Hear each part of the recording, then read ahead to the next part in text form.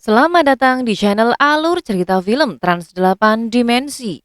Di kesempatan kali ini, Mimin akan membahas alur cerita film drama yang berjudul Suma Sougakusei ni Naru sesi 1 episode 3. Film yang dirilis pada tahun 2022 ini masih disutradarai oleh Soboi Toshio dan masih dibintangi oleh Susumi Shinichi, Ishida Yuriko, Makita Aju, Maida Nono, dan nama besar lainnya. Di episode sebelumnya, Keisuke yang kini sangat bahagia karena kembali bertemu dengan istrinya yang telah meninggal 10 tahun silam. Meski istrinya kini hadir dengan wujud seorang anak sekolah dasar. Begitupun dengan Mei yang kembali bersemangat dalam menjalani aktivitasnya. Mei juga sangat bahagia karena saat ini ia telah mendapatkan pekerjaan di sebuah perusahaan. Di lain sisi, Marika mendapat masalah dengan karena pulang terlalu sore hingga ibunya curiga dengan tingkah anaknya yang aneh belakangan ini. Oke guys, tak usah berlama-lama, langsung saja kita masuk ke alur ceritanya. Lanjut.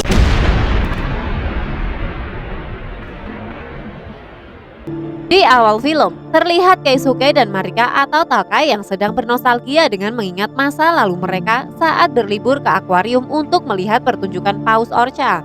Namun karena kecerobohan Keisuke, liburan mereka jadi berantakan. Karena saat itu ponsel Keisuke juga hilang yang membuatnya tersesat sampai ia harus dimarahi oleh Takai dan Mei. Scenes beralih ke masa saat ini, di mana Marika ditanya oleh sang ibu karena pulang terlalu larut.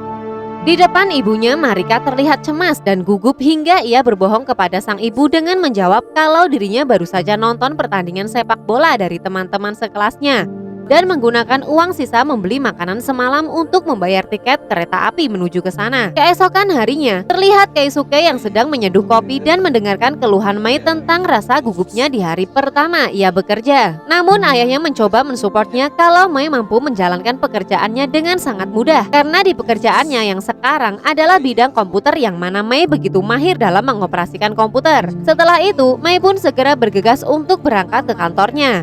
Begitupun Keisuke yang seperti biasa saat sebelum berangkat ke kantor, Keisuke menunggu Takai untuk menemuinya. Namun entah kenapa, pagi itu Takai tak kunjung datang. Bahkan saat ia menghubungi Takai yang juga tidak terbaca. Setelah tiba di kantor, karena panik Keisuke terus mengirim pesan kepada Takai dan Takai pun tak kunjung membalasnya. Sampai-sampai tanpa ia sadari, ia bertingkah seperti anak baru gede yang baru puber. Bahkan saat Moria mengajaknya berbicara kepadanya, ia tidak memperdulikannya. Di lain sisi, Mei diantar oleh seniornya untuk bertemu dengan klien pertamanya, yaitu seorang pedagang paruh baya. Rupanya yang ingin kursus komputer adalah anak sulungnya bernama Renji yang nantinya akan meneruskan usaha ayahnya. Kemudian Mei mengajari Renji dasar-dasar dalam mengoperasikan komputer. Sebenarnya Mei sudah sangat mahir dalam hal pengoperasian komputer. Hanya saja Mei yang masih gugup, ia membuka pada buku panduan yang telah tersedia di kantornya. Terlihat dari mata Renji yang diam-diam curi pandang sama Mei.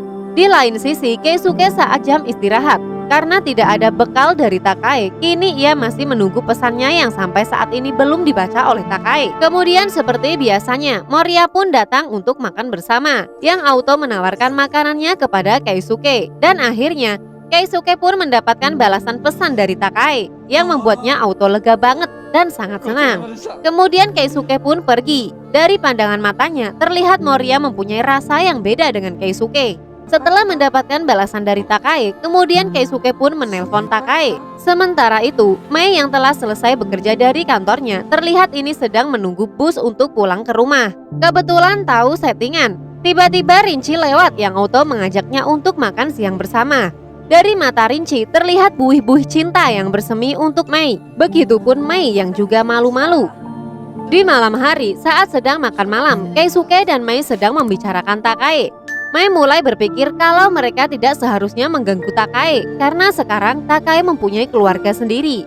Keesokan harinya saat pulang dari kantor, Yuri dikejutkan oleh Takai yang sudah menunggu di depan kontrakan.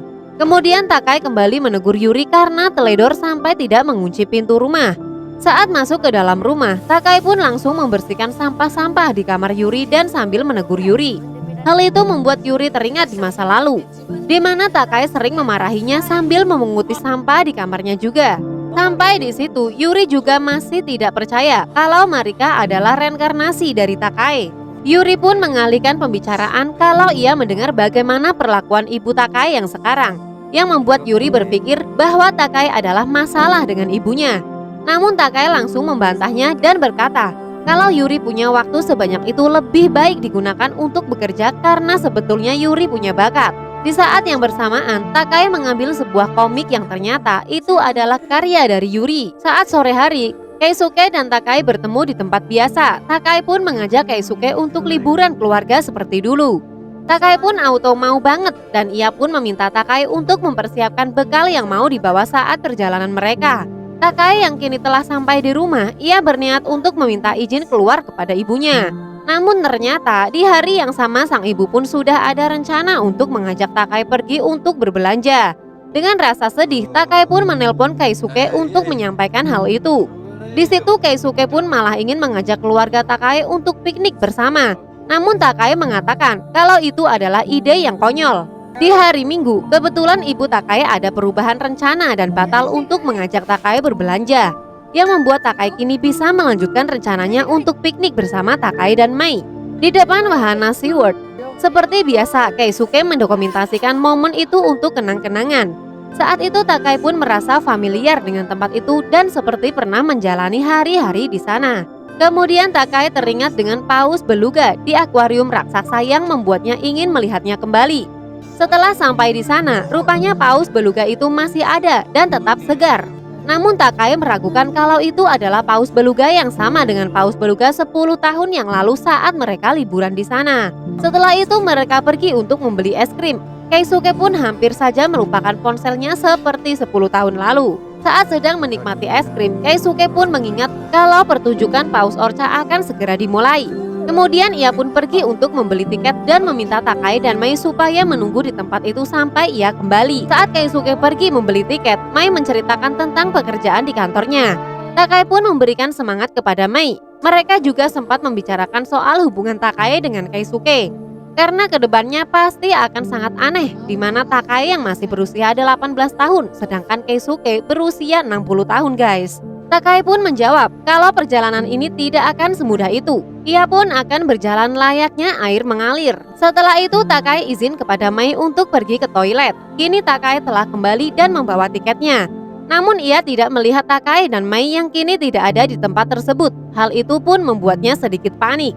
Kemudian Mai pun muncul dan ternyata ia baru saja pergi untuk memeriksa Takai yang katanya pergi ke toilet. Namun saat Mai mencarinya, Takai sudah tidak ada lagi di sana. Keisuke pun langsung mencoba menghubungi Takai, namun Takai tidak membawa ponselnya. Yang ternyata ponselnya diletakkan di dalam tas yang dititipkan pada Mai. Saat membuka tas Takai, mereka tidak sengaja melihat foto ibu Takai yang sekarang. Merasa panik, Keisuke dan Mai kemudian mencari Takai. Keisuke pun berputar untuk mencarinya sambil bertanya kepada orang-orang sambil menunjukkan foto Takai.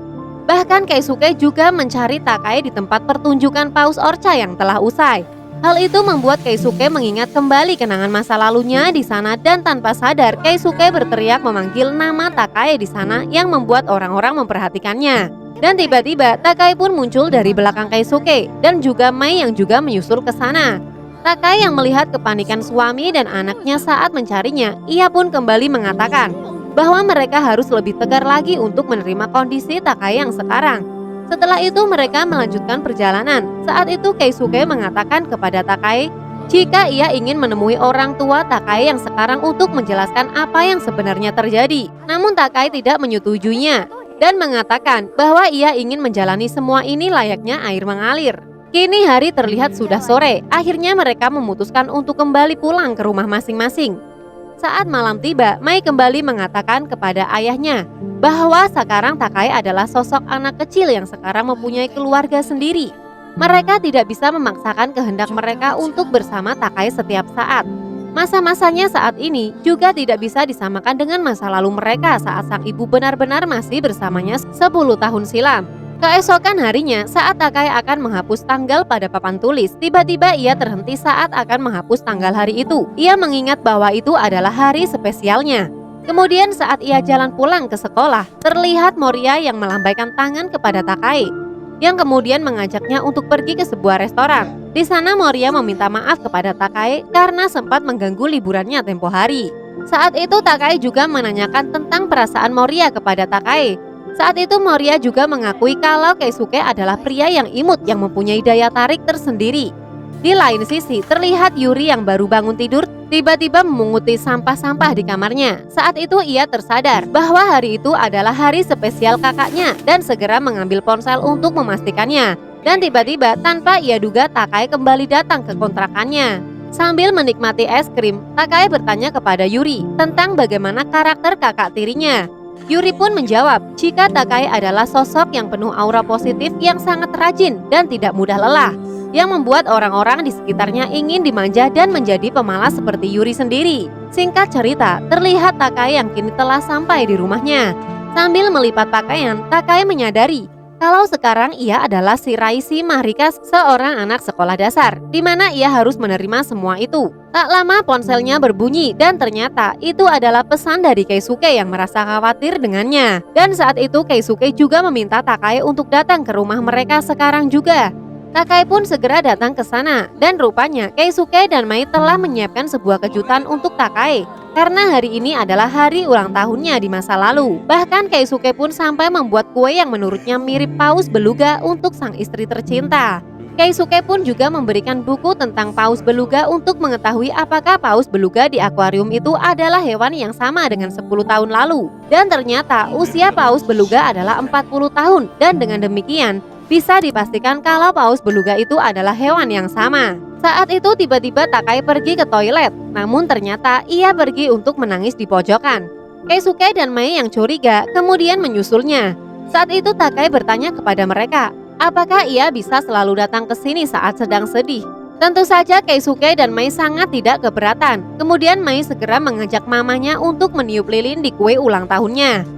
Lalu mereka merayakan ulang tahun Takae, walaupun ternyata kue yang dibuat oleh Keisuke itu tidak enak. Namun mereka tetap memakannya dan bahagia karena bisa berkumpul bersama guys. Setelah itu mereka akting seolah sedang menikah, di mana Mai sebagai penghulunya. Keisuke dan Takae membuat surat pernikahan yang nantinya akan disahkan saat Takae telah berusia 18 tahun. Di sisi lain, Yuri tidak bisa tidur karena memikirkan perkataan yang mana kakaknya itu. Di mana Yuri yang punya bakat tersendiri, ia tidak boleh menyia-nyiakannya. Yuri pun segera bangun dan membuka komputernya sambil melihat komik karangannya. Ia juga melihat-lihat sebuah kompetisi membuat komik. Yuri pun berniat untuk mengikuti kompetisi itu. Di lain sisi, kembali terlihat sosok perempuan bernama Rion yang sedang mengetik sebuah skrip. Di akhir film, terlihat ibu Marika yang baru saja pulang dan tidak sengaja ia memergoki anaknya yang diantar pulang oleh Keisuke dan Mai menggunakan taksi. Yang otomatis membuatnya curiga dengan keakraban mereka. Karena penasaran, kemudian ibunya segera mendatangi dan menghentikan taksi itu dari depan dan membuat taksi itu berhenti mendadak yang membuat Keisuke dan juga Mai kaget. Bahkan ia juga menggedor kaca mobil taksi itu. Itulah alur cerita film Suma Souga Kusei ni Naru sesi 1 episode 3 yang dirilis tahun 2022 guys. Jangan lupa guys dukung kita dengan cara klik tombol like and subscribe.